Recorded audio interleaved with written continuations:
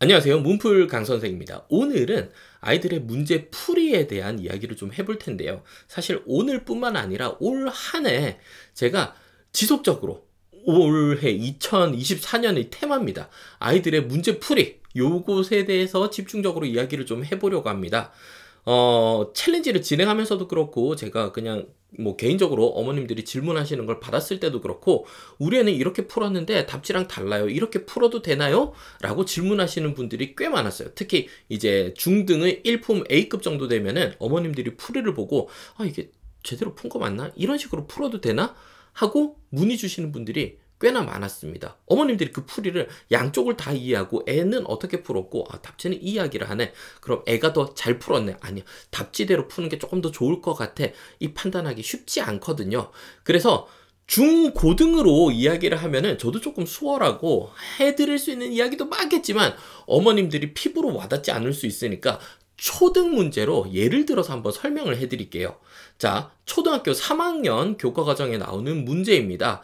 세 자리 덧셈에 대한 문제입니다. 자, 문제를 읽어보니까 어떻게 구하면 되겠다. 어머님들 머릿속에 떠오르셨죠? 389 더하기 389 하면 되겠다. 요게 초등학교 3학년 수준, 초3 나이가 아니라 초등학교 3학년 수준의 학생이라면은 덧셈으로 풀 겁니다.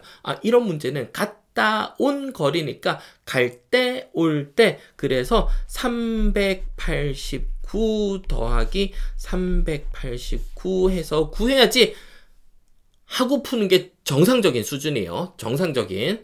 그런데 조금 학습을 더 진행을 했어. 이제 요 최상위 문제거든요. 그럼 최상위 풀기 전에 4학년, 5학년 과정도 조금 했고 내가 곱셈을 배웠어. 그러면은 이제 곱셈으로 풀 겁니다. 곱셈으로 세 자리 곱하기 한 자리 곱셈 할 수 있으니까요. 그래서 조금 더 수준이 올라가면은 나는 389 곱하기 2 해서 구할 거야 정도가 이제 초등 수준의 진행이고, 조금 더 진행이 됐다. 그러면은 세로셈을 하지 않습니다. 그냥 389 곱하기 2 하고 머릿속으로 이제 생각하는 9, 2, 8, 1, 8, 2, 16, 7, 3, 2는 6, 7 맞지? 6, 7? 8이 16에 10 올라왔으니까 7, 778이네. 요 정도 풀이가 나올 거고, 여기서 이제 한 걸음 더 나간 친구들도 있어요.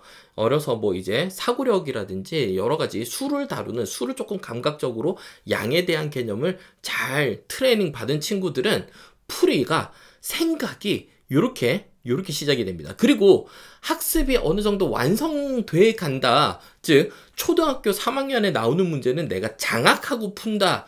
라고 하면 아이들의 머릿속에 첫 번째 수가 먼저 눈에 들어오는 게 아니라 389 내가 계산을 해야지 기술을 써야지가 아니라 문제를 먼저 파악을 합니다. 그리고 전략을 세우게 되죠. 공원까지 갔다 오는구나. 그럼 두 지점이 있는데 갔다 오니까 값을 2배 해줘야 된다. 2번 더 하거나 2배 곱해야 된다. 요 아이디어는 머릿속에 떠오른 거야. 이게 그림을 그리든 아니면은 머릿속으로 그냥 생각을 하든 요 스텝을 먼저 밟고요. 그 다음에 이제 되게 특징적인 부분인데, 그냥 답이 778이 적혀 있는 경우도 많습니다.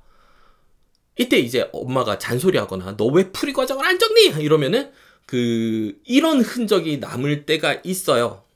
800에서 22를 빼가지고 778입니다. 즉, 내가 셈을 하긴 해야 되는데 389 더하기 389 혹은 389 곱하기 2를 하니까 받아올림이 자꾸 나오고 389는 400에 되게 가깝다라는 게 눈에 보인 거죠. 400에서 11개만 빼면은 389인데 그럼 어차피 왕복이니까 800에서 나는 22 빼가지고 구할까? 라고 생각을 하는 친구들인 거죠. 이게 나이스한 풀입니다. 좋은 풀이에요. 그런데 풀이 과정이 이게 제대로 적혀 있진 않고 막상 이제 답은 적어놨는데 애가 흔적으로 남긴 게 요 정도 있어. 저기 귀퉁이에 22 하나 적혀 있어. 아니 389를 2번 더 해야 되는데 22가 왜 적혀 있지? 물론 초등교과까지는 어머님들이 이렇게 교육에 관심이 많으신 어머님들은 보고 이해하시는 분들도 있을 거야. 800에서 20일을 뺐나 보다 하고 칭찬도 해주실 수 있을 겁니다. 이렇게 답지 풀이보다 나이스한 풀이를 했을 때는 칭찬 잘 해주셔야 됩니다. 초등 때 많이 해주셔야 돼요. 왜? 중, 고등 올라가면은 나이스한 풀인지 아닌지 감이 안 올 때가 많거든요.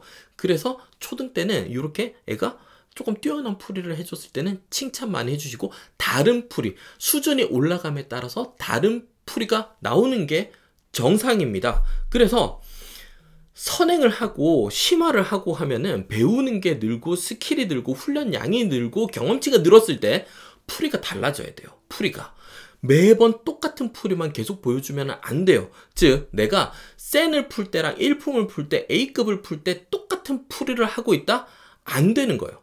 바뀌어야 됩니다. 더 공격적이고 효율적이고 문제를 장악하는 풀이를 보여줄 수 있어야 돼요. 센에서 조금 어려운 문제랑 A급에서 조금 쉬운 문제, 1품이랑 교집합이 되는 문제 많거든요. 즉 얘네 셋은 연결고리가 있어요. 아예 단절되듯이 1품에 있는 모든 문제는 센보다 다 어렵고 A급에 있는 모든 문제는 1품보다 다 어렵고, 아닙니다. A급의 C단계는 1품이랑 비슷해요. 1품보다 쉬운 것도 있고 센 같은 문제도 A급에는 분명히 있습니다. 그러면 그 비슷한 문제들이 단계가 올라감에 따라서 풀이가 달라져야지, 문제가 비슷하니까 풀이가 계속 똑같다. 뭐 예를 들면은 중1-1에서 애들이 소인수 분해할 때 센을 풀 때는 16을 소인수 분해할 때 뭐 이런 식으로 해도 돼요. 2로 나누고 8하고 2로 나누고 4하고 2로 나누고 이렇게 해서 16은 2의 4제곱입니다 해도 되는데, A급 정도 할 때 이렇게 하고 있으면은 너무 비효율적인 풀이에요.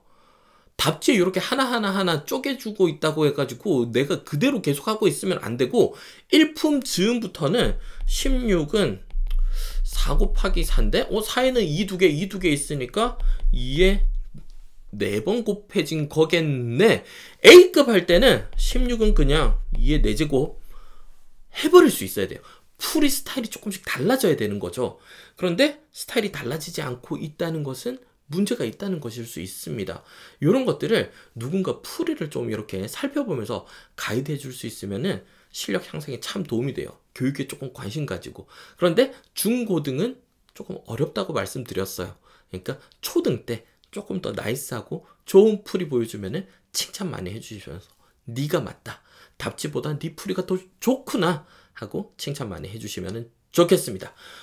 올 한 해는 말씀드린 대로 풀이에 대한 이야기 좀 많이 할 생각이에요. 구체적인 사례도 말씀드리고, 특정 문제에 대한 풀이 어떤 발상들을 할 수 있고, 문제를 잘 풀기 위한 것, 뭐 스킬적인 부분이라든지 개념적인 부분이라든지, 그리고 좋은 풀이가 어떤 것인지에 대한 이야기들, 이런 것들 많이 나눠보도록 하겠습니다.